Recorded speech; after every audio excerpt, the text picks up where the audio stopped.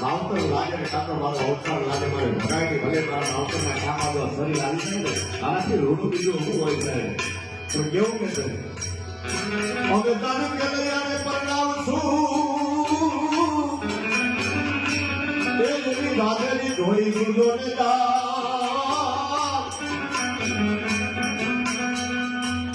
બધા કામ આપણે આમાં હોય કાલ મારો દીકરો મોટો થાય ને એટલે ધામ ધૂમથી પરણાવો છે પણ સાહેબ આ તો 5-7 વર્ષની ઉંમરમાં જેને ખાંડવો પડ્યો છે બા કેવી છે બાપને કેમ કહ્યું છે મારા બાપ અમે જાણ કે લઈને પરણાવો સોના તેની ડોડી સુડા પડ્યો ચિંતા ના વિમાન લાયા તારા નિશાળિયા ડોલે વાત કોર છે પિયા લૈયા રે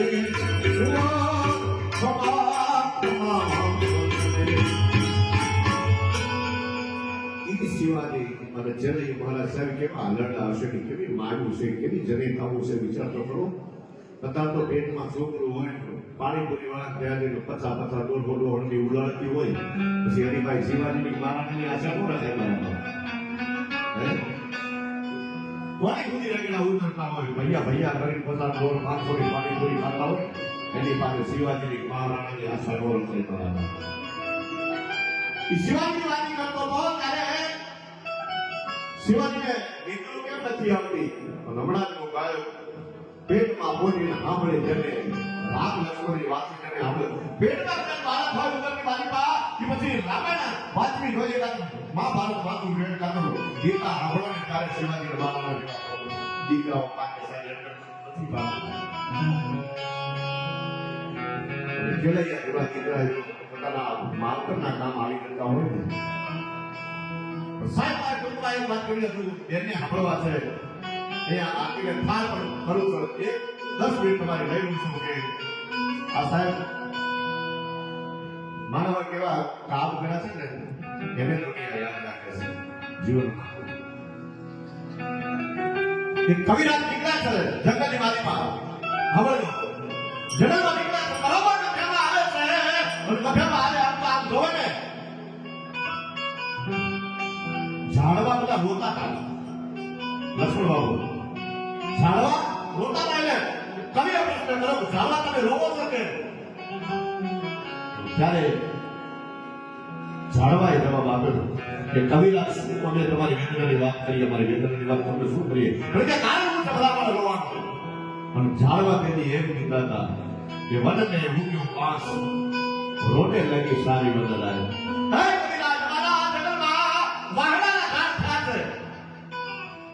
એટલે અમે રોઈએ છીએ કે મને ઉકે બાસ મોટે લગી સારી વંદલાય અમારા કુળમાં પાકો કપોત સારું વન દેશે જલાય આ જેની આખી તોફાન આવે મહાના તમરા સયામાંથી મગની ધરશે અને અગની ધરશે એટલે આગ લાખાવ વનમાં લાગશે નાખું વન સમે બાળી કામ કરી દે છે એટલે તમારી આંખમાં હુડા આવે છે ઓહો કવિરાજની આંખમાં હુડા આવી ગયા ઝાડવાની પણ કેટલી વેદના હશે નીકળી ગયા કવિરાજ બે પાંચ વર્ષ થાય ને ફરી એક જંગલમાં હાલ્યા છે એમ તો ઝાડવા ગીરગીરા કરતા હતા દાંત કાઢતા આનંદ કરતા હતા કવિરાજે પૂછ્યું ઝાડવા તમે આ બધા આનંદમાં હવે આનંદ કરતા શું કહે છે ઝાડવા કવિરાજ આજે આનંદમાં એટલા માને છે કે વન મેં ઉગ્યો ચંદન તબ હસને લગી સારી નજરાય અમારા વનની માટી પર ચંદન ખાન ઉગ્યું છે એટલે અમને આનંદ છે અમૃત છે વનમાં ઉગ્યો ચંદન હસને લગી સારી નજરાય અમારા કુળમાં પાંચો સપૂત આખા વનમાં દેશે સુવાસ ફેલાય લક્ષ્મણ બાપુ જેવા ભાઈઓ જેવા સાહેબ દીકરાઓ પાકી જાય ને આખી સમાજમાં સાહેબ જેની સુગંધ હાલતી હોય મારા બાપ આવા દીકરાની જરૂર છે માય કાંગલાની નથી મારા બાપ જરૂર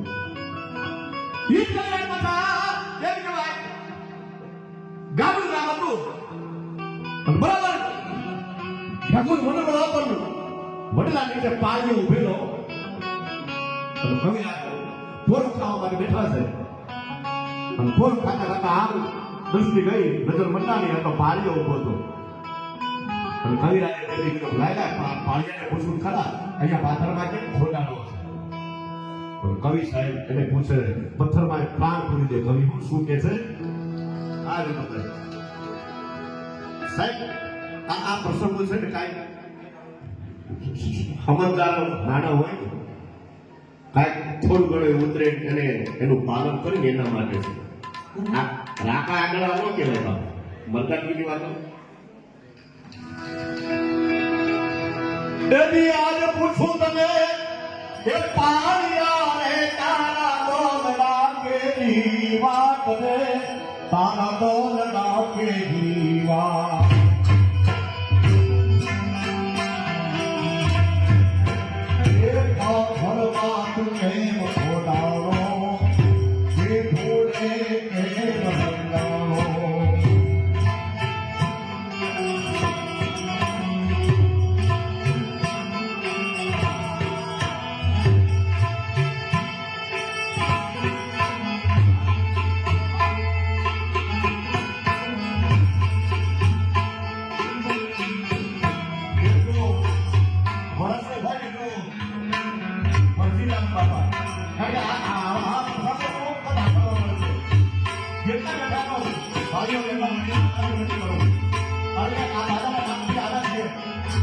એવા સતીઓને યાદ કરવા છે એની બહેનોને યાદ કરવી છે સાહેબ કહે એટલે આને કેટલી રકમ તાળીઓ જોહર કર્યા છે મારા બાપ ત્યારે આ આદેશ કર્યો છે વિચારવાનો સાહેબ એમ કહેવાય મુસલમાનનું રાજ હોય અલાઉદ્દીન ખિલજી હોય મોહમ્મદ બેગડો હોય આ તમામને મુસ્લિમ દરબારો થઈ ગયા અને અમે બધા તમારા શેરવાને હાથ લાગવા દઈએ ને તો અમારું ફૂલ લાગે ને અમારી ખાનદાની લાગે અને સાહેબ અગ્નિમાં જોહર કર્યા છે એવા દાખલા છે એની વાતો થાય કેટલા ઇતિહાસો અમર છે ત્યારે શું કે છે તાલીઓ કે છે શું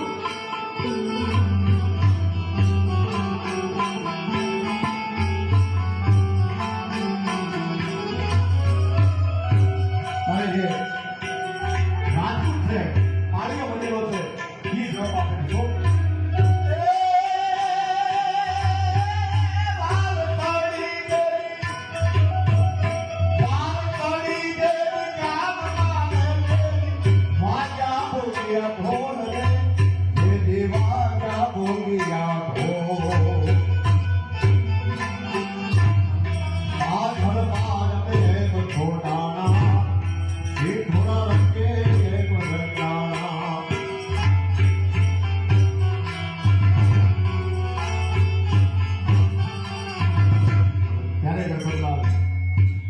કવિરાજને કહે છે કે યુદ્ધના મંડાણા સોરીના 4 ફેરા ભરતો હતો અને સાહેબ કેવું યુદ્ધ હતું ખબર છે હાથ તોડી ગયા પાંદડા મારો હાથ અડેથી ભાગ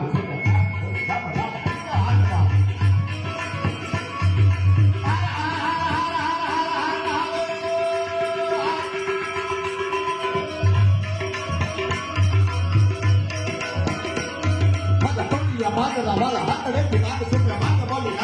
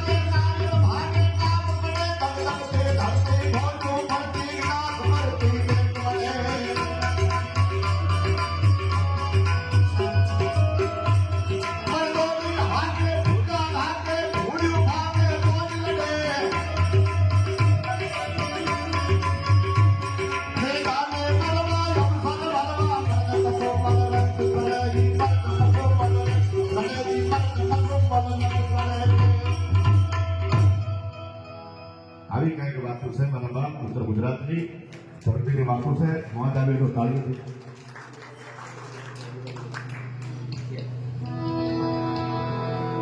એવા સંતો આ દેશમાં થઈ ગયા છે, ગરવી ગુજરાતમાં થઈ ગયા છે.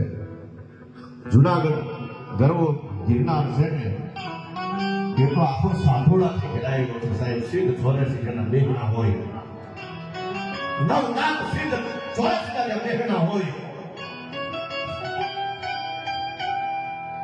નેક ટેક ધર્મની આ તો પાળે પાળે મંડાય છે વાત. સંત સુરા નિપજાવતી ગરવી ધરા છે ગુજરાત. આ ગુજરાતની ધરતીના ઇતિહાસો સાહેબ પંખોળવા છે. સૌરાષ્ટ્ર અને કચ્છના તો બહુ ઇતિહાસો છે, પણ આપણી ઉત્તર ગુજરાતના કેટલા સાહેબ ગામડે ગામડે ફરો ને આપણને એવા ધવેન્દ્ર મેઘાણી જેવા કવિ નથી મળ્યા, દુલા ભરાકાગ જેવા કવિ નથી મળ્યા. એટલે આપણા ઇતિહાસો સાહેબ થાય ધરબાઈ ગયા છે મારા બાપ. એ આશાપુરાનો બહુ ઇતિહાસ છે. ગામડે ગામડે આ તો મારો સાહેબ ઇતિહાસ હોય હોય ને હોય. પણ સંતોની હારે હારે સતીઓ થઈ છે, ભક્તાણીઓ થઈ છે. અને ભક્તિ કરે તો બાળપણથી લાગે કાં તો જવાનીમાં લાગે તો જ એનું ફળ મળે છે. પછી 80 વર્ષના થઈ ગયા, 90 વર્ષના થઈ ગયા, માવડીઓ ભેગી થાય, ડોશીઓ ભેગી થાય, શિવજીના મંદિરમાં જાય, રામજી મંદિરમાં જાય, પછી એક જ ભજન પૂજે, કોઈનું નથી રે, કોઈનું નથી. આ પહેલા સમજવાનું છે.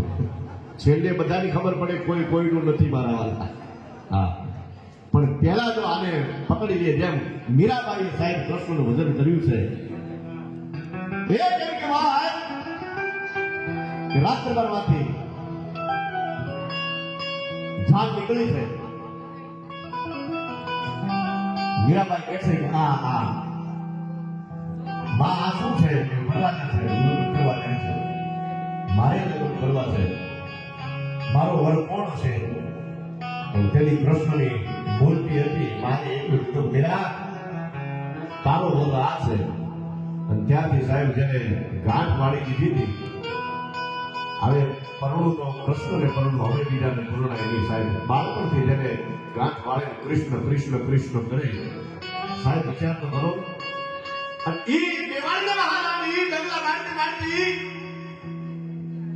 રોહિતા સમાજના ચરણે આવે અને એટલું કહે છે કે મારા માથે હાથ મૂકો, મારે ભક્તિ કરવી છે. રોહિદાસ બાપા કે અમે સમાજ છે, જોડા સિંગા વાળા, તમે મહારાણી છો મારા બાપ મેવાડની. કાંઈ જોજો બાપા હો, અરે કે જે થવું હોય થાય, પણ તમે એકવાર હાથ મૂક્યું છે ને એટલે મારું કામ નથી રહે સાહેબ. વિચાર કરો આ કેટલી ઊંચી વાતો હશે મારા બાપ. જીવનમાં એક જ વાત કરું સાહેબ, આપણો હિન્દુ ધર્મ સનાતન ધર્મ એક હોવો જોઈએ. આપણો એક હિન્દુ માણસ સનાતન એક હોવું જોઈએ. આમાં કોઈ જુદા પણ હોવું ન જોઈએ મારા બાપ. જ્યાં સુધી આપણી એકતા નહીં હોય ને ત્યાં સુધી બીજા રાજ કરવાના સાહેબ. પણ જ્યાં સુધી આપણા હિન્દુ સનાતન એકતા હશે ને કોઈના બાપની પ્રેરણા નથી કે આપણે આ કામ જોયું, આપણી આંખ ઊંચી કરી જોઈએ. એટલે એકતા આપણી છે ને હોવી જોઈએ મારા બાપ. અને એવી મીરાબાઈના કાંઈ ભજનો છે, જેને કેવા ભજનો કર્યા છે, નરસિંહ મહેતાએ કેવા ભજનો કર્યા છે. એ ભજનની વાણી લઈ હજુ તો ઘણા લોકગીતો છે, આપણા ગીતો છે, તમને આનંદ કરાવે મારા કાનસેન બાપુ. મને મોકો મળશે વચ્ચે તો આનંદ કરાવીશું. પણ બેનશ્રીને વિનંતી કરીએ, સિદ્ધપુરના છે, આ વાત ખબર પડી મને, પણ એ કે હોય સિદ્ધપુરની સોચતા હોય સિદ્ધપુરનો પણ ખબર ના હોય, કારણ કે મહિલા મંડળ, અમે ભાઈઓ મંડળ. હા, નોખા હોય ને તો બેનો પાકો. બાકી હું હમણાં ઘરે હલવાઈ ગયો બંધ કરી દો મીડિયા, આપણી વાત ફેલાઈ જાય ઘરની. મૂકી દે ભાઈ, બાબલો છે બાબલો. હા તો બહાર ન ફેલાવે, ઘર પર લાગેલો નથી. મૂકી દે બાબુ, તમને કુટુંબોને હેરાન ના કરો. ચડાઈ દે હો ને સાપામાં નામ ના આવે એવું બધું. કઈક સાપે ચડી જાય, કોઈ સાપે ચડી ગયા. 1:30 વાગે હમણાં ઘરે ગયો, પ્રોગ્રામ પતાવ્યો. હવે શિયાળાનો ટાઈમ, 1:30-2 વાગે જો ઘરે, એટલે જોગમાં કેવી રીતે ઉઠે? છૂટા વાળ હોય કોથળા ઘોપુરી હોય ગાવું પહેર્યું હોય. હા જો મોજ આવ્યો બાપુની. બાપુની એક વસ્તુ કરી દઉં વાત. હમણાં મારા મિત્ર છે પાટણના આરપી દરબાર હમણાં મળ્યા. મેં કીધું બાપુ કેમ મજા આનંદમાં? મને કે મજા મજા. મેં કીધું કેટલા વર્ષ છે? મને કે 35. મેં કીધું ભલા મારે 5 વર્ષ પહેલા પૂછ્યું તોય તમે 35 કીધા હતા કે બાપુ એક વાર બોલે ને પછી બીજું બોલે નહીં. બાપુ આમાં ન હોય ભલભલા હલવાઈ ગયા. એ ડોલ વાગે ઘરે કે ઢોકમાં ઉઠી લાવ્યા છૂટા વાળ કોથળામાં ઘોપુરી હોય એવું ગાઉન પહેરેલું. મને કે વેલા આવી ગયા. વેલો આવી ગયો. હું તો અંદર ગયો. 2-3 રાતના ઉજાગરા હતા. મેં કીધું બકા લેગો આપને. બાપુ સાંભળો લખું બાપુ.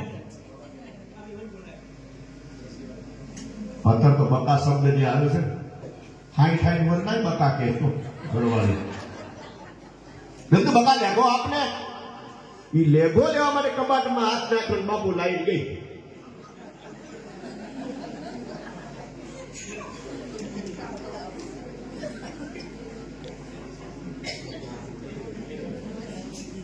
હવે હેલોજન હશે તો ખબર પડશે, બાકી ટૂલ લાઈટ હશે તો ખબર નહીં પડે.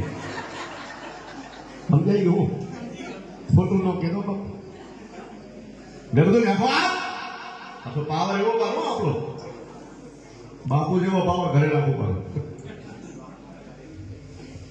પછી મને બોલી ધીરે ધીરે લાઈટ તો આવી ગઈ. લેકો નથી લુંગી પહેરી હોયો. પછી હવારમાં ખબર પડી એવું નહોતું લુંગી ફાટેલી હતી મારા બાપ. તમે હું નાડાવાળી પહેરાઈ ગયો. હા હા ભાઈ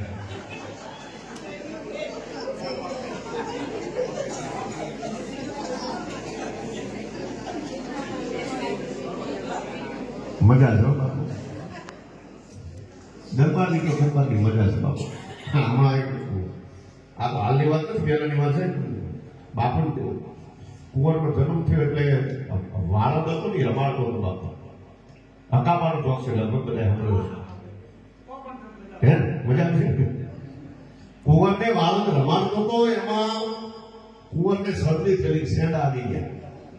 એટલે વાળને કીધું બાપુ કુંવરને શેંડા આવ્યા. બાપુ એક ઝાપટ મારી. કે બાપુ શેંડા આવ્યા એમ કીધું. કેમ ઝાપટ મારે? કુંવરને શેંડા પધારે એમ બોલો. એમાંય પાછું પધારે કે હા બાપુની મજા. આમાં વાણીઓ બકરી લાવ્યો બાપુ. વાણીઓ બકરી લાવ્યો. અમારા ઘરવાળાને આમ આવડતું ત્યાં સુધી દોર્યું હાથાડો તો ત્યાં સુધી. પણ પગલની પોતાના પિયર કરી વાણિયાને કોણ પોકે? બાપુ સિવાય કોઈ પોકે નહીં.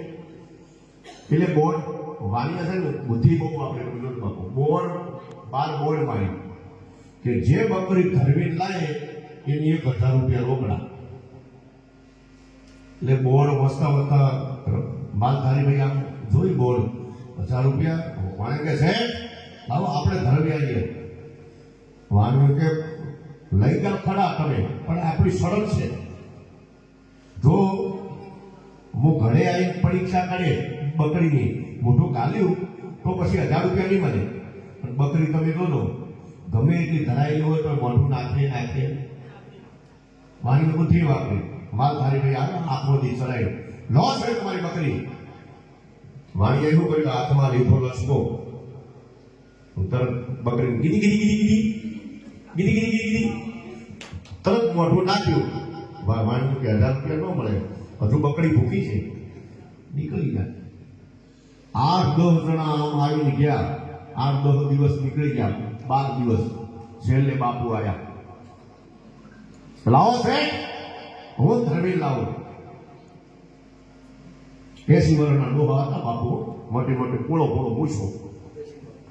હવે સિંહ બાપુ જેવા લઈ જાઓ બકરી ધરવા. પણ બહુ એ વાણિયાથી આગળ બધી દરબાર સાંભળવાનો ઘોડો બેઠો મોજડી આવડી મોટી બકરી બાંધી લીમડે અને સારો લાઈને આગળ નાખ્યું. લેખા બકરી આ મોઢું ફેંક લઈને મારે. આખો દી મારી મોઢું હુલવાડી દીધું બકરીનું સાહેબ. બકરી ભૂખી આજે આવી. જાઓ છે તમારી બકરી. કે દરબાર પરીક્ષા તો કરવી પડે. અને કે જેટલી કરવી હોય એટલી કરો પરીક્ષા. આ બેઠો શેઠે લસકો લીધો હાથમાં, ગીડી ગીડી ગીડી ગીડી ગીડી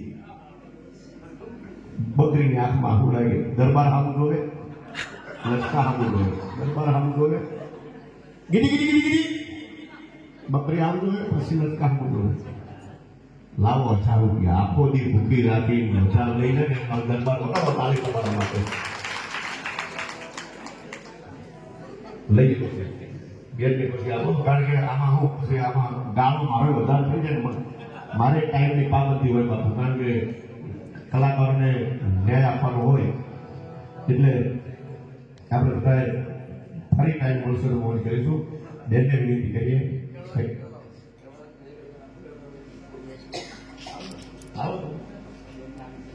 અમારે બે છે.